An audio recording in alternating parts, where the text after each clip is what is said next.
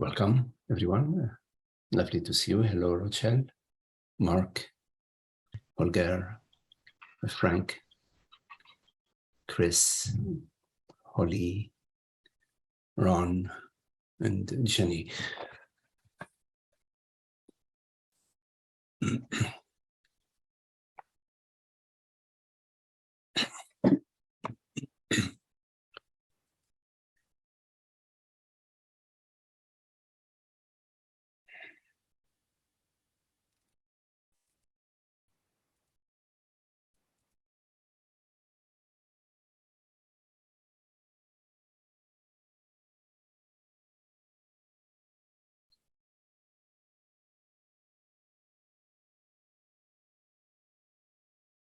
So notice that you are aware.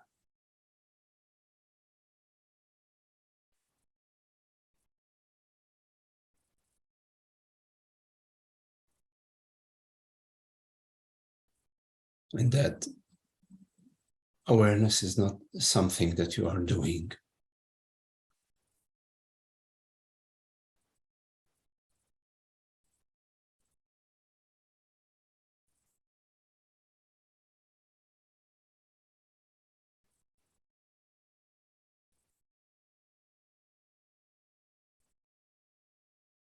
But as awareness, there is no separate entity, no person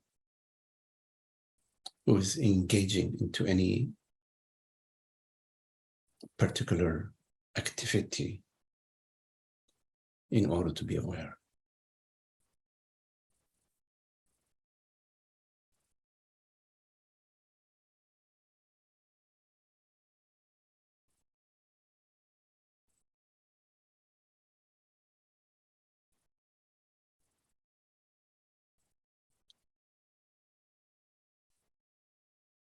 You don't need to be someone in order to be aware.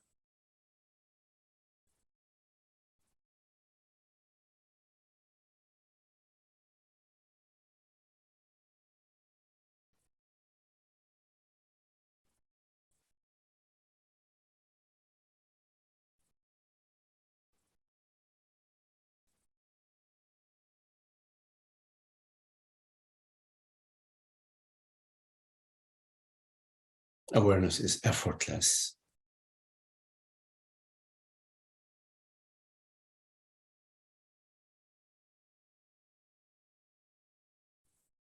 And effortlessly, awareness is aware that it is aware.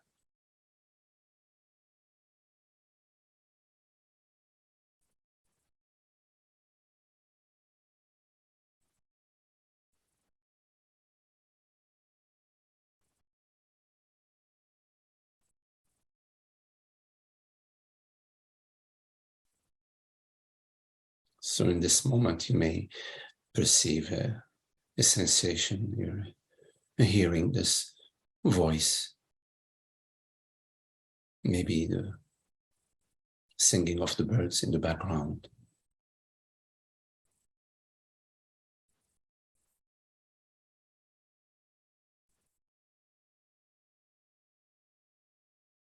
And one could say that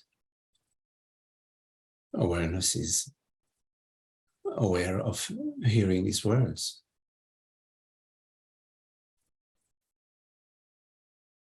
Effortlessly.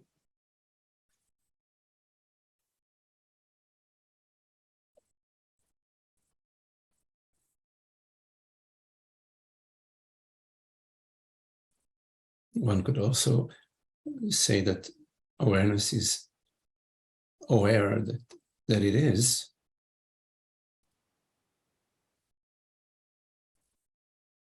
without the singing of the birds and without hearing these words.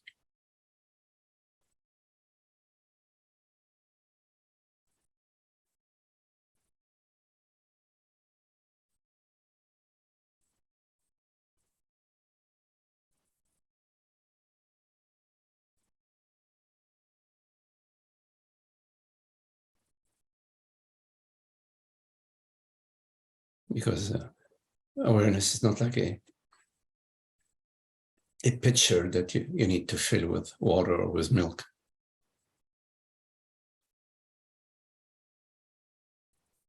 It has no shape, no form, no phenomenal or objective qualities. Yet it's undeniable.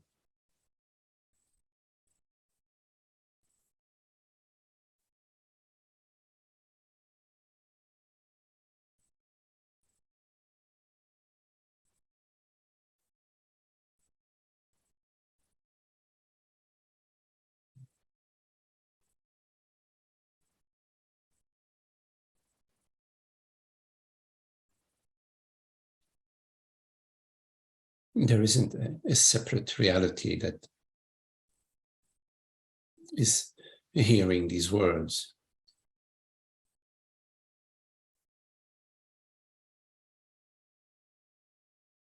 These words, this hearing arises spontaneously as awareness takes on the form of hearing in this moment.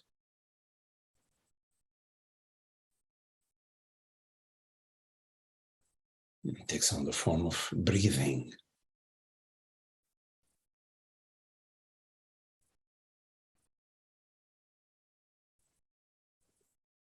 It takes on the form of a thought, a memory.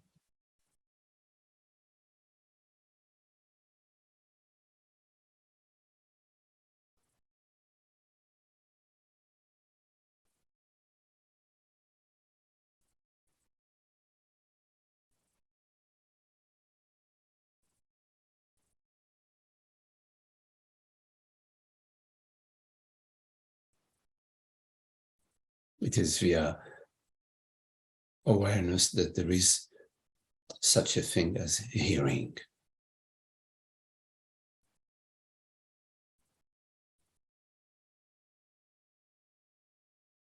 Awareness taken on the form of hearing.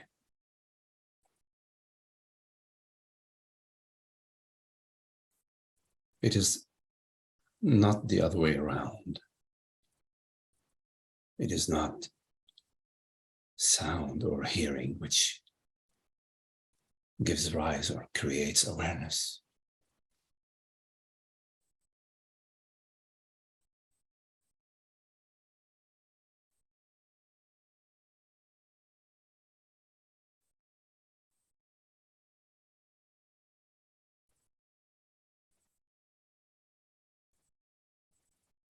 This is why we say awareness is complete freedom and complete creativity.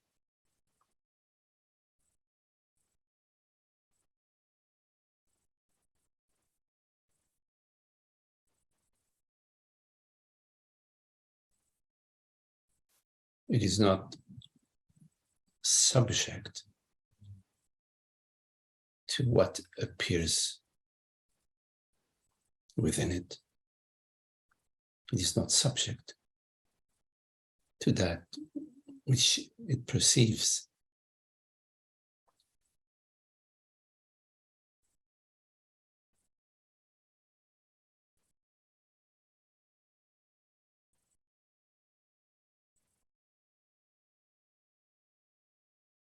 Although there is no separate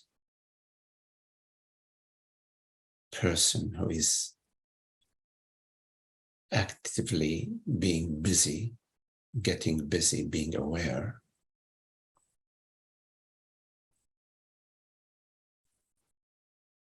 it is undeniable that it is I which is aware.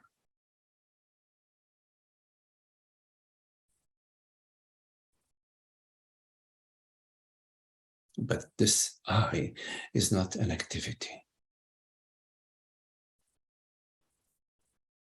It is not a process.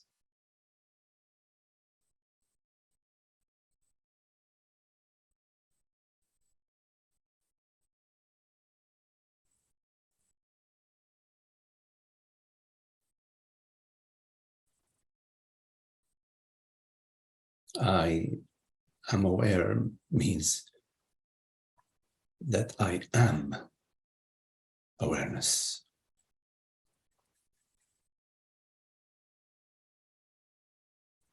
Aware that I am, meaning aware that awareness is.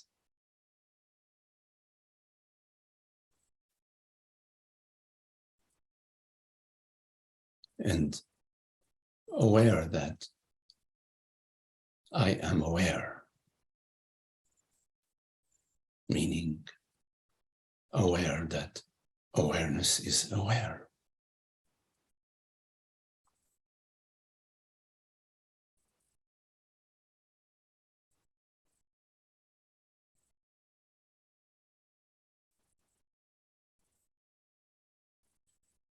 In ignorance, meaning in unhappiness,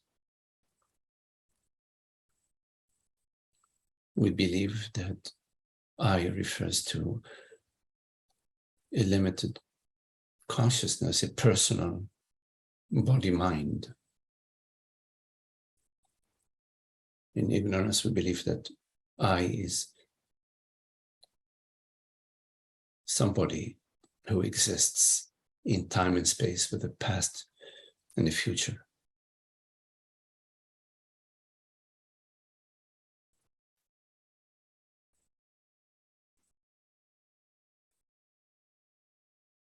In ignorance, there is a physical reality and overlook the true reality, the one reality, the reality of awareness, of consciousness.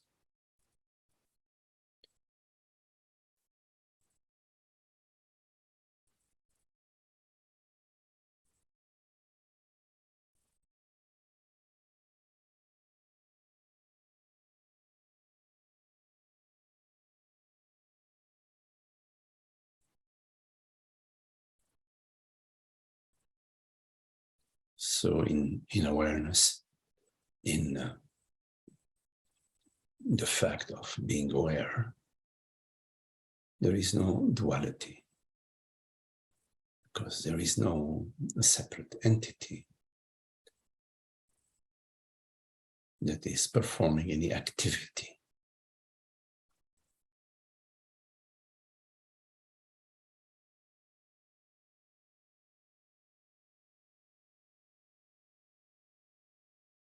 And the creativity is the creativity of consciousness, of awareness.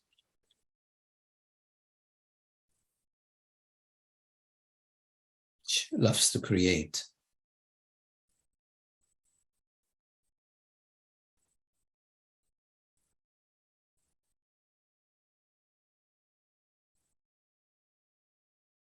But creation does not mean that there is a separate reality that is being created.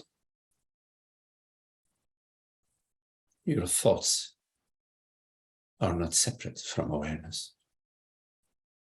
The world you perceive, meaning your perception, is not separate from awareness. Although you may imagine that the world is outside of awareness, outside of yourself, it is not, because your imagination is intimately one with awareness.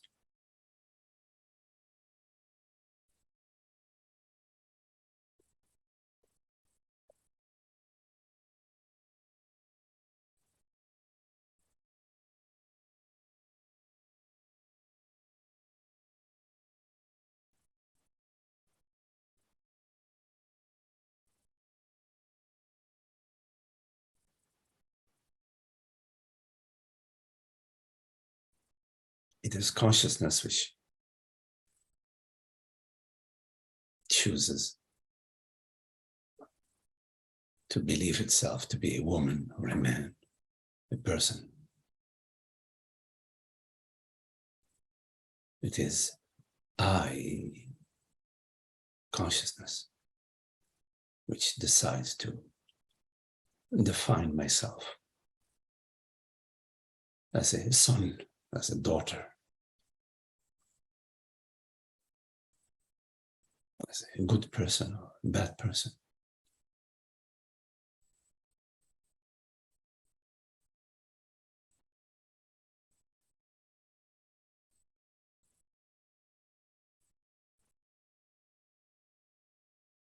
It is I, consciousness, who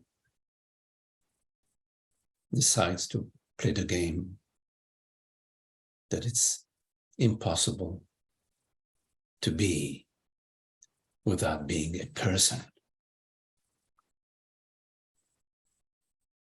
That in order to be, I need to become a person that exists in time and space.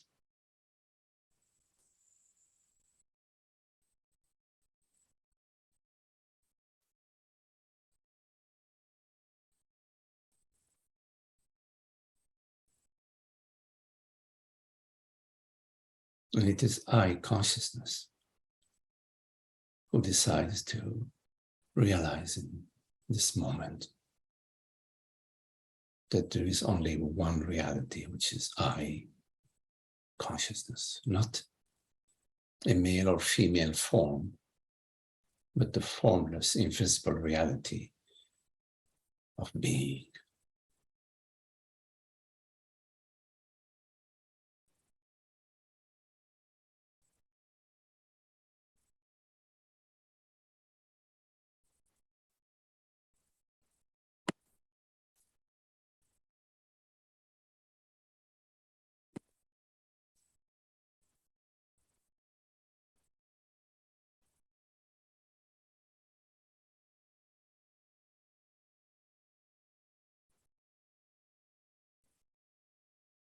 You can never experience anything outside of awareness.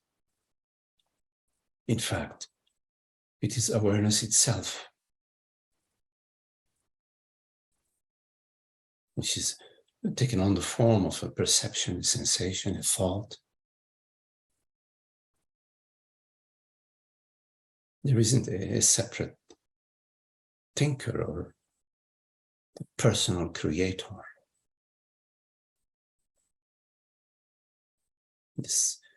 This belief and this feeling of being a person is an appearance that appears to you, but it is not that which you are.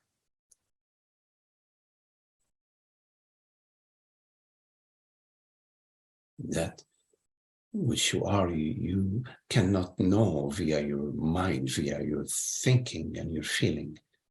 That which you are, you know it intuitively, via the understanding. The understanding that I does not refer to a male body or a female body.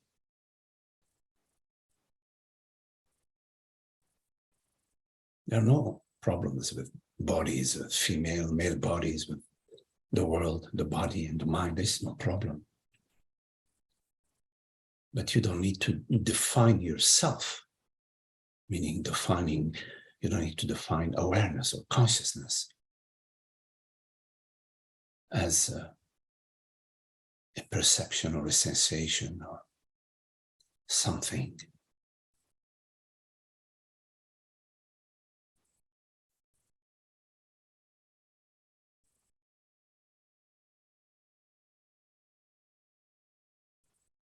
Because in any way you define yourself, your true self, your only self, is a reduction, is some form of illusory reduction, limitation. The veil of ignorance is simply this belief and feeling that I am a person, I'm a man, a woman, a son, a daughter, existing in time and space.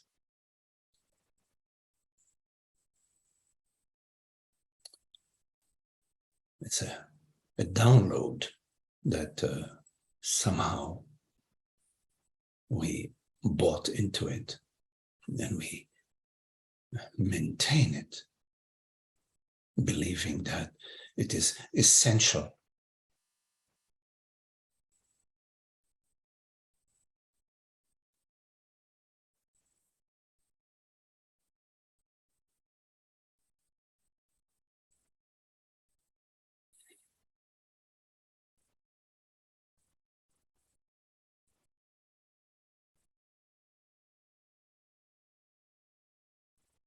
And so we are worried and concerned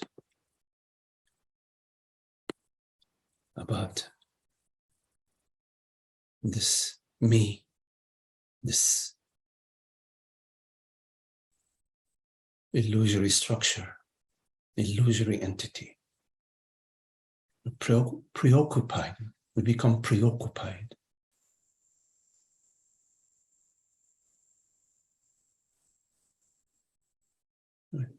Concerned, and sometimes worried, and sometimes afraid,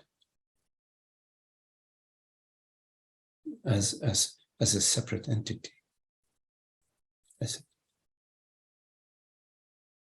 We feel there is something really important at stake for this me, and so we do our best to protect this me. We're wired to do that, to protect. The body is wired to protect itself from danger, but here we wire ourselves to protect this illusory me, the story of me, the feelings about me, my past, my memories. We feel it's really important.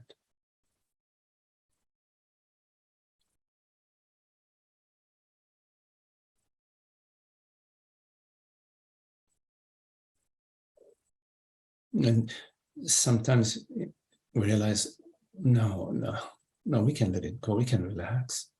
We can simply enjoy the company of a friend without wanting anything, without defending anything, that we can be exposed, naked in our being, open. That we can be with a friend and be in a listening space, in a sharing space, and a sort of a fresh discovery, moment by moment, of the friendship, of the love, of the sameness, because that's what we truly love, is this recognition of myself as yourself, the one being, oneness, the one self, like drops of water, like 2 drops of water in the ocean. Our essence is this sameness, this borderless, impersonal consciousness, awareness, Brahman, whatever words you want to use. You see, that's really what we love.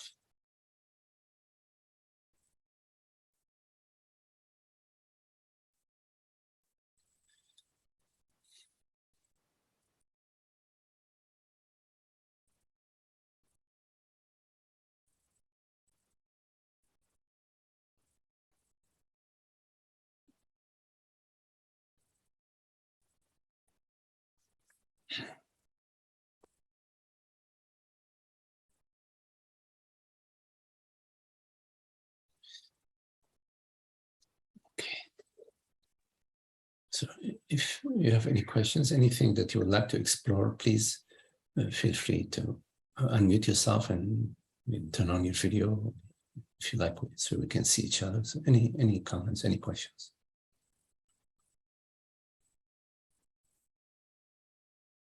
Hi, Holger.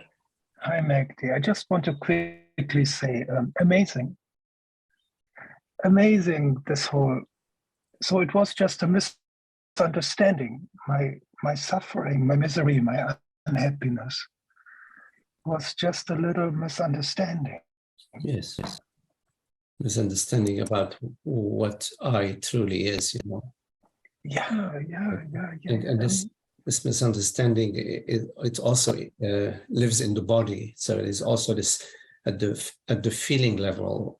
I feel like I'm sitting on a chair. I feel like I'm a body sitting on a chair that I feel that you're not me at the feeling level. I'm this and not that. You say, I'm this and not that. Yeah. Yeah. So that this misunderstanding, the understanding has two levels. One is understanding that in fact I am not an entity, which I'm not something which I perceive. I'm not a feeling. I'm not a sensation. I'm not an image. I'm not the body that I perceive. So there's this contemplation of what I am and what I'm not, you see, until you come to the sort of the understanding that I am not anything that is phenomenal, I'm not anything that is perceivable or perceived. But yet I am, you see. So I am. And at the feeling level, this still remains, well, but I still feel like I'm me. I still feel like I'm me. So it's also an exploration of this me feeling, you see, so that this me feeling can soften, become more and more porous, more and more transparent. So I no longer feel, or I feel less and less like it's an envelope, It's sort of the envelope expands, So the understanding is both at the mental level and also at the let's say feeling level or physiological level or somatic level.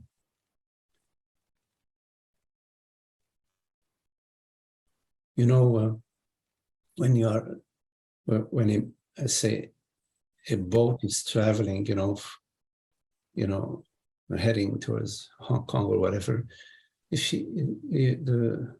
you're off by 2 degrees and you're 2,000 miles away, you're gonna land, I don't know, in Singapore, It's just 2 degrees, it's 2 degrees or 1 degree. Amazing. Thank you, Magdi. Yeah, so we always have available to us, I presence, I awareness. And at the feeling level is the relaxing, the feeling, just allow the feeling, give the feeling the freedom, not to be so defined, not to be so defined in your feelings. Yes, there are feelings, but to let them float and flow. Yeah. Yeah. I cannot describe how much misery, how much unhappiness there was here on this side. Yes. And amazing. I mean, God is like a drama queen. Such a precious being together. Thank you for this gift and the presence. Okay. Thank you, Holger. Thank you. Yeah.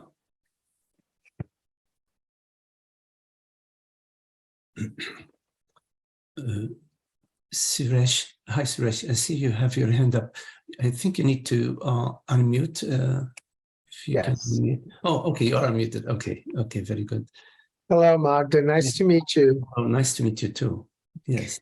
I've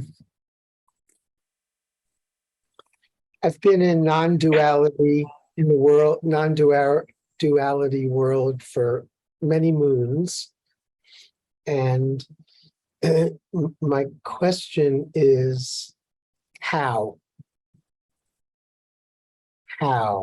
to realize, how to find that which you're speaking of. Yes. Yes. So the thing is to turn your attention towards what in your experience, what is it in your experience that is asking this question? What is your understanding, your feeling, your experience of that which is asking the question, how? Because really the entire quote unquote spiritual journey is about understanding, about presence, beingness, reality, about I, about what is this experience? I mean, in the absence of I, what is this experience? So in my experience, it's always there's I, always some I, and this experience refers to I. So the spiritual journey, in a way, it's about that core, where those two axes meet, where this I and the center, of the crossroad of all paths is I. So if you turn your attention to what in my experience do I refer? How do I refer? What am I referring to when I say I? To hang out there a little bit, hang out there, to see if there are any assumptions, beliefs, ideas. There may be, there may not be, I don't know. And if there is an idea or an image then to also take it a step further, then to ask yourself, well, what is this image appearing to? What to what is this something that's perceiving this image or this idea or this feeling to what, to take it in that direction, and so that until you arrive to not knowing. Yes, there is an image. There is an image being perceived. I Magdi, blah blah blah blah blah, whatever. Well, I'm a sage. I'm a meditate, whatever, But what perceives that? You arrive at some point. You arrive to it's not possible to define in any way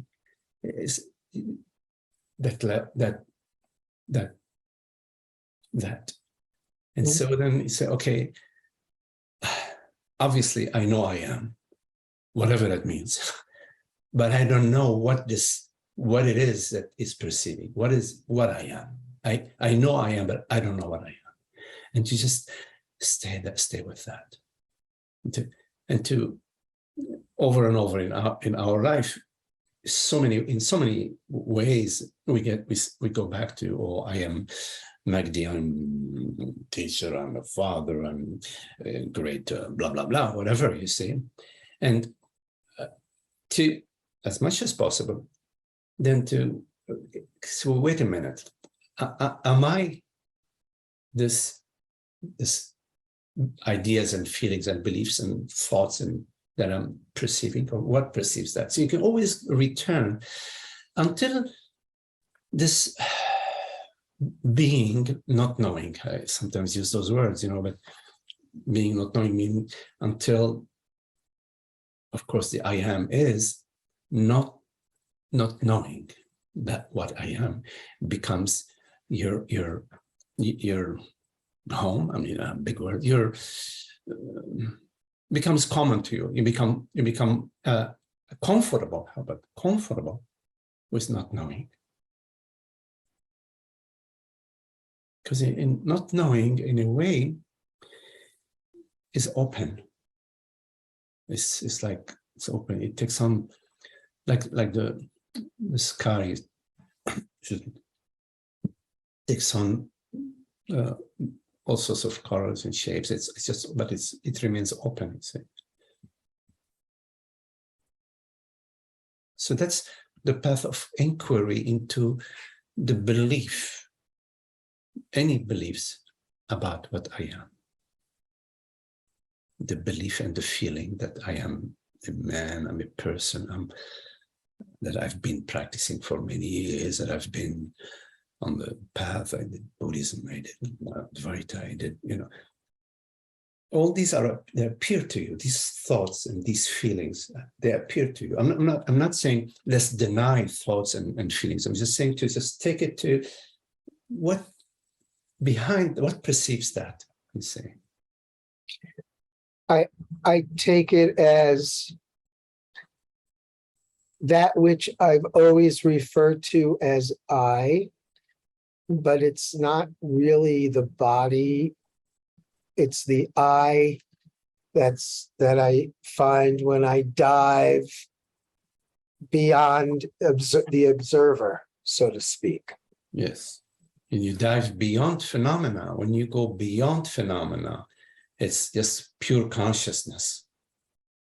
Sort of, but also phenomena do not negate consciousness. So yes, but for example, you come to awareness or consciousness or beingness or not knowingness. I like not knowingness, the absence of phenomena, pure stands of its own. And then a bird flies by the window, or raindrops, on the tin roof. But that background of awareness is still there, plus ting, ting, ting, ting, ting, the droplets of the rain on the tin roof. So the not knowing that which I am is,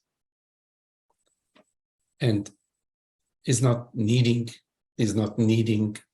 the raindrops, or needing a feeling, or needing enlightenment, or needing a particular experience.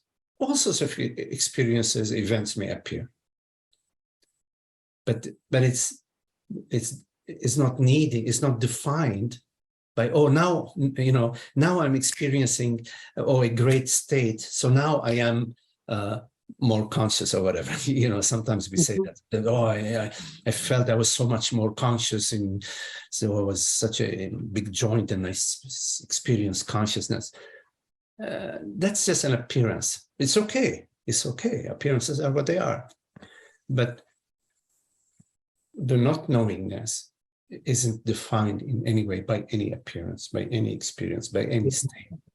They refer to it as turiya, the non-state, beyond the states, but not disturbed by the state, not denying the state, not negating the states in any way.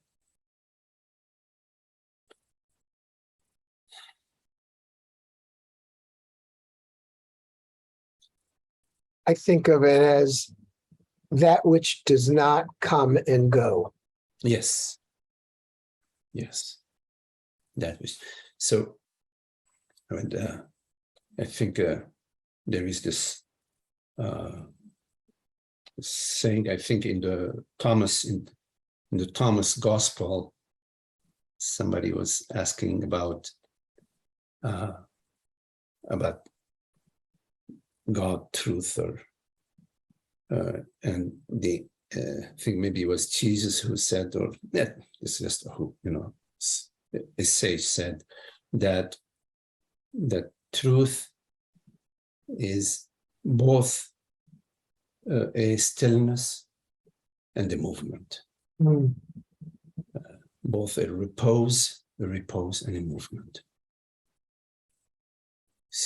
Yes, it is that which doesn't come and go. And in fact, there is in one reality, there is no actual coming and going. I mean, where is a wave coming and where is it going? We could, in our playful way, we say, oh, wow, look at this wave. It is coming onto the rocks, you see. It's playful way of saying, but in fact, the wave is not going or coming anywhere. It's just the concept in the concept. But not to deny the conceptual realm, not to deny the perceptual realm, in the realm of the senses. There is coming and going, traveling to Barcelona, meeting a friend, going to the market, going to a concert. So the movement doesn't oppose the repose.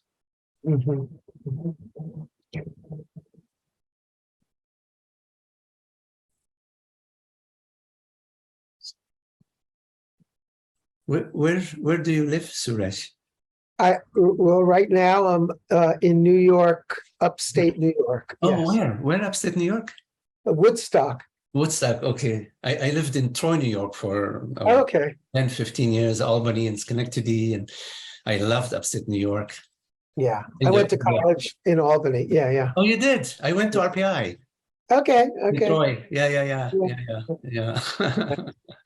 And my friend over here, Chris, who I'm pointing to the screen, Yes. invited me to your satsang. Oh, Chris. Yes. Yeah. Thank you. Thank you. Thank you. Nice to meet you. Same. Thank you. Okay, namaste.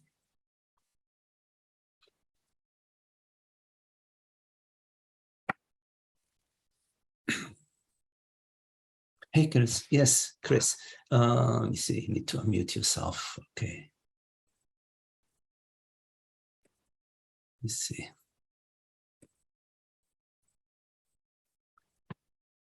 Got it. Yes. Okay. Hi, Magdi. Nice to be here again. So what's coming up for me is this state of deep sleep that I experience every night. You know, this place of no time, no space, really nothing to perceive. Could you, it feels like that holds so much wisdom, or there's something there for me to look at more. Yes. In relation to putting so much energy and focus on this phenomenal world and the waking state and all this. Could you just speak about that space and how I could reflect on it? Yes. Yeah.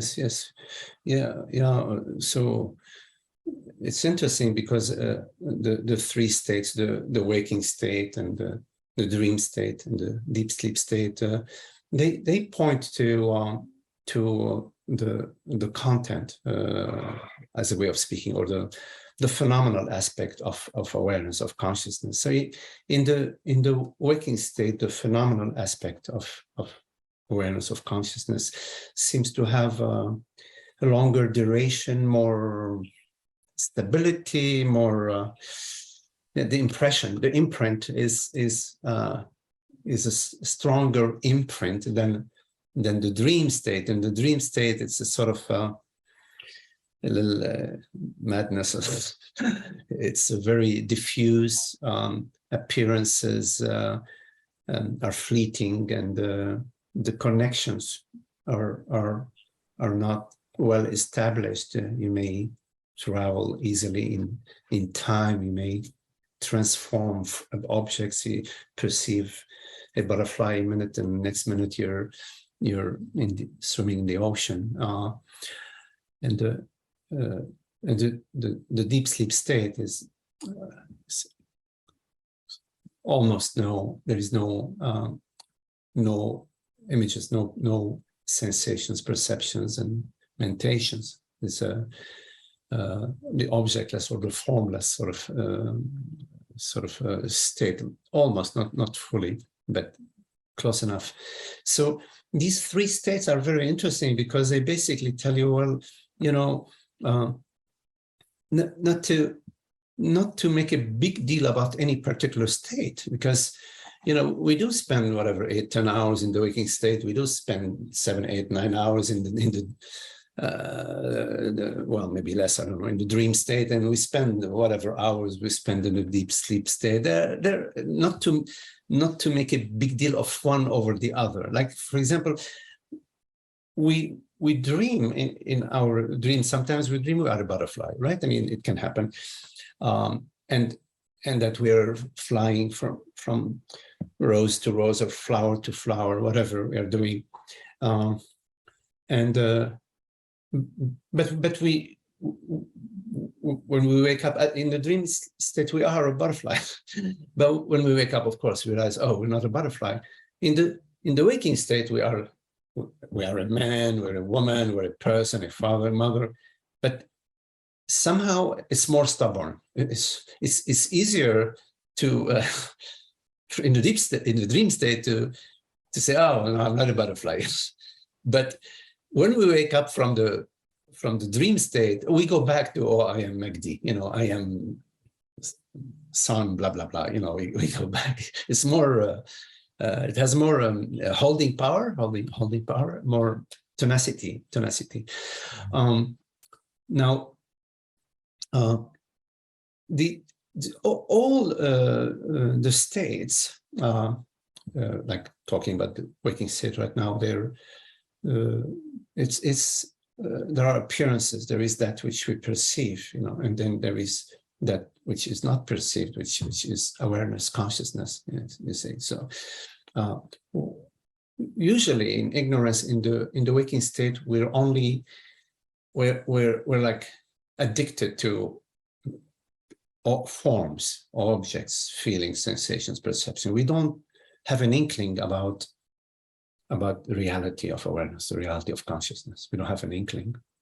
But of course, in our case, because we've been looking at this for so long, we have an inkling that, oh, wait a minute, the I here, that which perceives, the reality which perceives these words, that's I. That's what reality is that's what consciousness is. At least that's how I define the word consciousness, the reality that perceives that which is, that which there is isness rather than nothingness. Whatever this isness is, there is something rather than nothing. So we start to realize, oh, okay, well, yes, in the waking state, there is consciousness. And there is the forms that consciousness takes, that shapes the forms, the sensations, the perceptions. But that also is the case in the dream state. And it's also the case in the deep sleep state, where there is almost zero perceptions. It's between one perception and the other, there may be long distance, It's so long a distance that we don't even connect them. Now,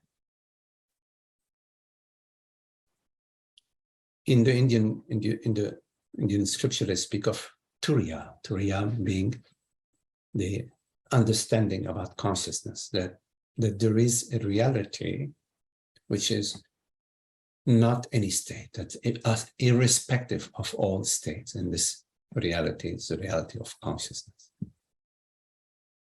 beingness, presence, in the complete absence of forms, the non-state. Now, this Turiya, which is this non-state, is irrespective of waking state, dream state, deep sleep state. But it's also the substance of the waking state, the dream state, and the deep sleep state.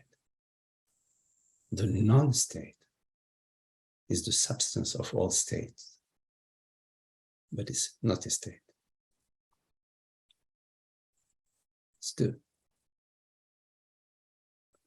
Sometimes we use a metaphor of Turiya as being the gap between two thoughts. The thought, I live in New York, and the thought, I'm gonna have a nice pizza this evening. Two different thoughts. And those two thoughts, by the very fact that they are different, that means they're not connected. If they were connected, there would be one thought, but there are two thoughts. So it's between thought, I live in New York, and the thought, I'm going to have pizza tonight, I don't disappear. I still am. I don't exist between two thoughts as another thought, because if I was another thought between those two thoughts, then those three thoughts would be connected. I exist between those two thoughts, but not as a thought. I exist between two sensations, but not as a sensation. I exist between two perceptions, but not as a perception. I exist between two thoughts, but not as a sensation, or a perception, or a thought. So sometimes we speak about the gap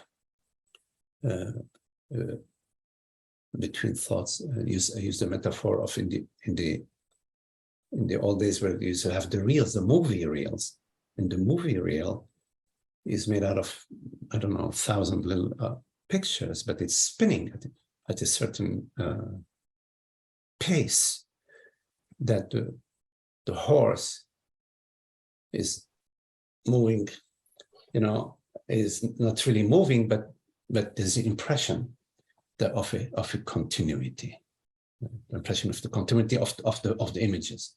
But in fact, there's a gap between every image, and the gap is I don't disappear. I don't disappear between the gaps. I am. Now so the Turiya is sometimes referred to as this gap between the thoughts, between perceptions. But if you take the perception now, not between the perception, now we go to the perception itself.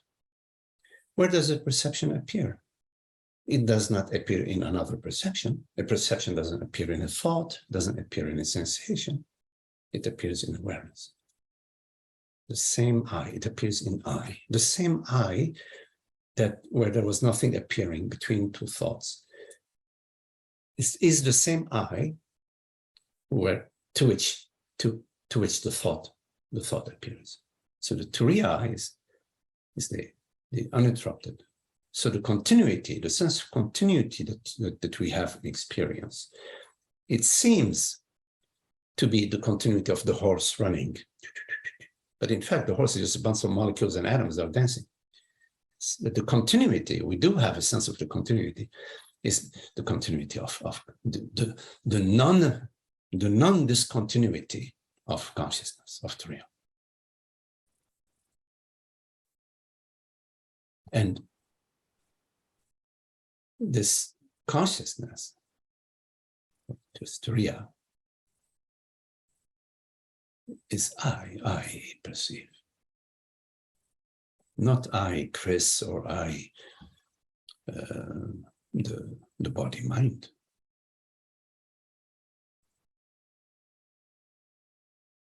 The reality of I is it's not a body that's changing in time and space or changing every second, or every year or whatever. Right? Because the reality isn't it changing the reality, changing, 10 years ago I used to be this and that. 10 years from now, oh my God, such a different thing now. My values have changed, my body has changed, my mind has changed, my relationships have changed.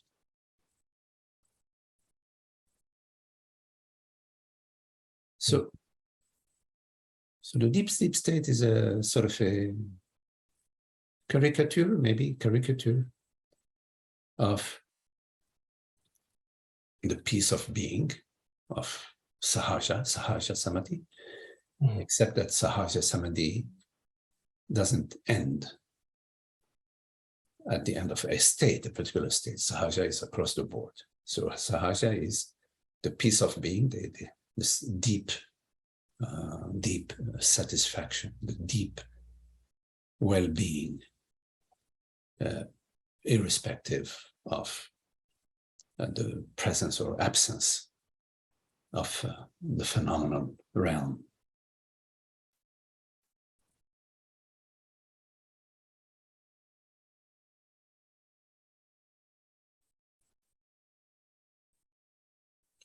And we love the deep sleep state, we love the deep sleep state because the deep sleep state, we come out rejuvenated in a way, Mm-hmm. So in a way, the sahaja is an ongoing, awake deep sleep state, as a way of speaking. Thank you.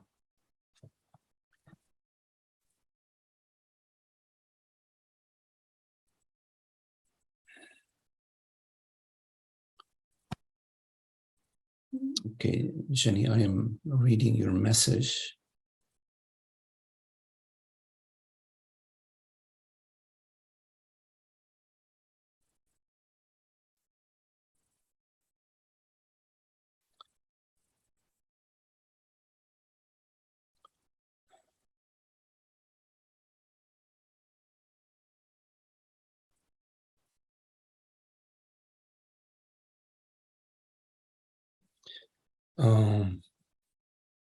I think this is an important thing you are saying here, Jenny. And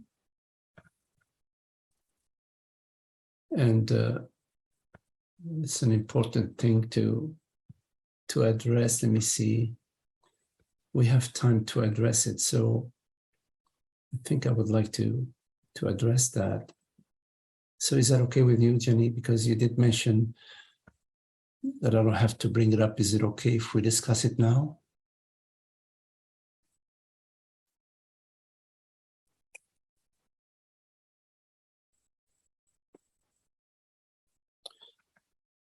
I'm not hearing back from you. Okay. Oh, wait a minute. Okay, you said sure. Okay, thank you. Okay, so let me read what you said. So you say,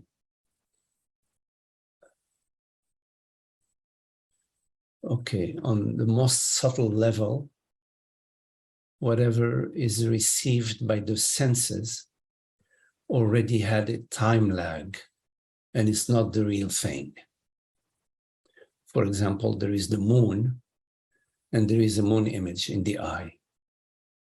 There is the sound, and there is a sound received by the ear. Okay, Jenny, I would like you, and maybe all of us, we can go to your direct experience right now.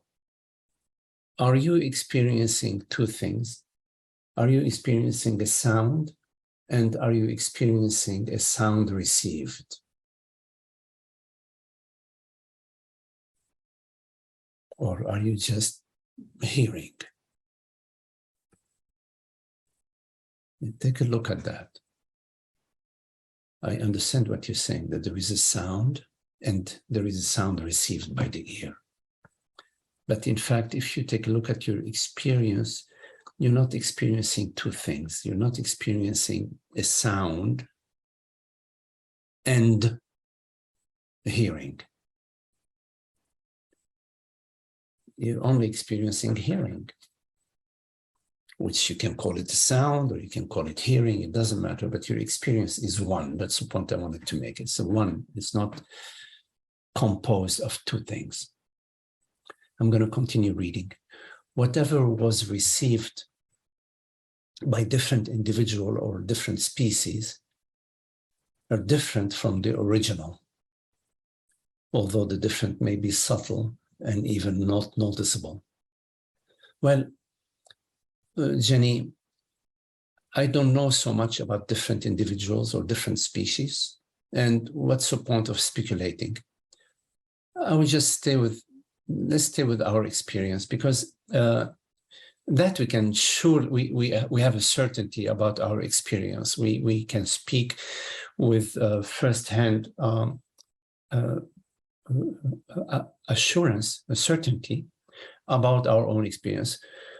So I don't know so much about different individuals or species, but I'm open to that possibility. But I don't know, but I can speak about my experience. In my experience, there isn't two. I don't experience both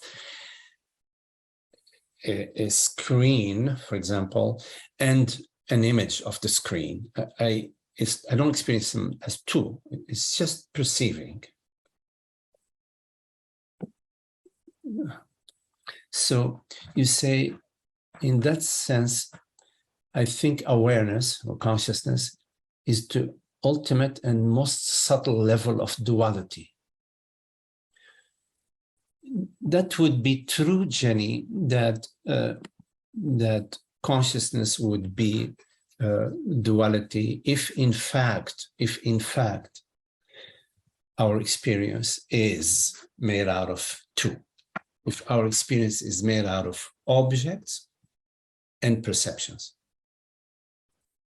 But in fact, the objects of perception and the perception itself are not two. When we say I perceive an object and we think, okay, the object is out there, that's just a thought that the object is out there. In our experience, just perceiving. And when we're perceiving, there are not two. If there were two, consciousness and the object, then there would be no perception, because they're two separate. The fact of perception means one. Means there's been a meeting. There's an object out there floating in space, and there is consciousness out there floating in space. And at some point, whoosh, consciousness connects with the object, and that's called perception. I'm just playing with the metaphor. But our experience is always consciousness. It's not like consciousness is hunting for an object, and then it finds an object, and it perceives the object. No, that could be a model. It's a nice modeler who, we can create many models, but it's very important to stick to your experience, Jenny. You have to really verify what you're thinking, what you are feeling, what you're believing. Verify it with your experience.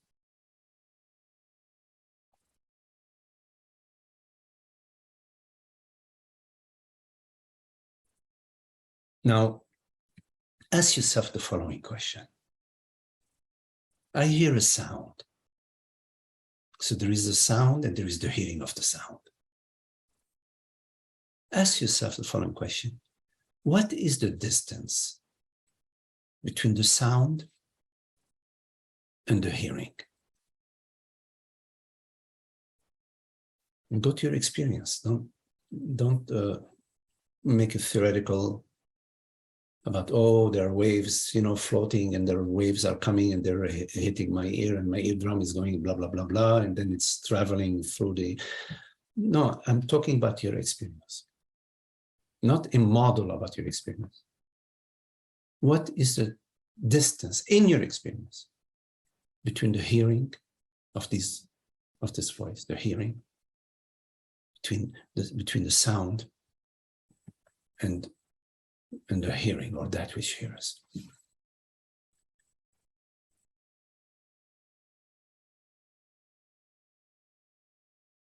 Take a look. You may find that there is no distance. If you do find there is no distance, in a way, that's what we call non-duality. I mean, non-duality is a big word. Who cares about the word? I mean, don't care about the word. But in your experience, you're never experiencing two, because there are no two. You and the ideas that you have about yourself are not two. But you are not the ideas that you have about yourself. The ideas about yourself, thoughts, feelings, whatever, they appear to you.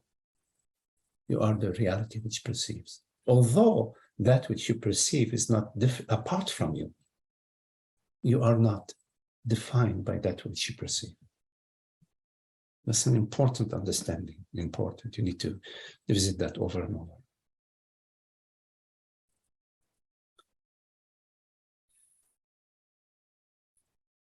And if you don't find satisfaction in this, we can revisit that question again anytime.